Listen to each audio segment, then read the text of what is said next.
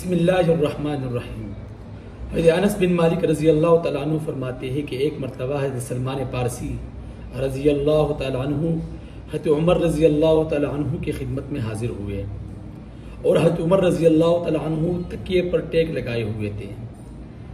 تو جیسے ہی حضرت سلمان پارسی کو دیکھا تو حضرت عمر رضی اللہ تعالیٰ عنہ نے وہ تکیہ اٹھا کر سلمان پارسی رضی اللہ تعالیٰ عنہ کے لیے رکھ دیا۔ تو حضرت سلمان پارسی رضی اللہ تعالیٰ عنہ فرمانے لگے کہ اللہ اور اس کے رسول نے سچ فرمایا ہے۔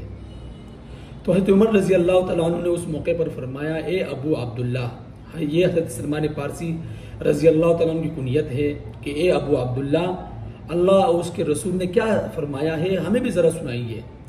تو حضرت سلمان پارسی رضی اللہ تعالیٰ عنہ فرماتے ہیں کہ ایک مرتبہ میں حضور صلی اللہ علیہ وسلم کی خدمت میں حاضر ہوا تھا اور حضور صلی اللہ علیہ وسلم تکیہ پر ٹیک لگائے ہوئے تھے۔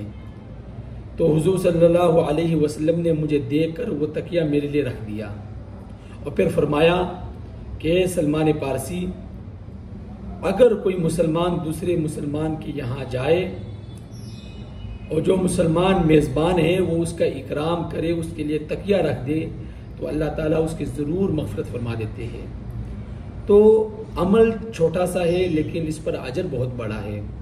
تو ہمیں بھی چاہیے کہ جب کوئی مسلمان، بلکہ ہم سب مسلمان آپس میں بھائی بھائی کے، کوئی اگر ہمارا بھائی ہمارے یہاں آئے تو اس کا اکرام کرے، اس کے لیے خدمت کرے، اپنے آپ کو وقف کرے۔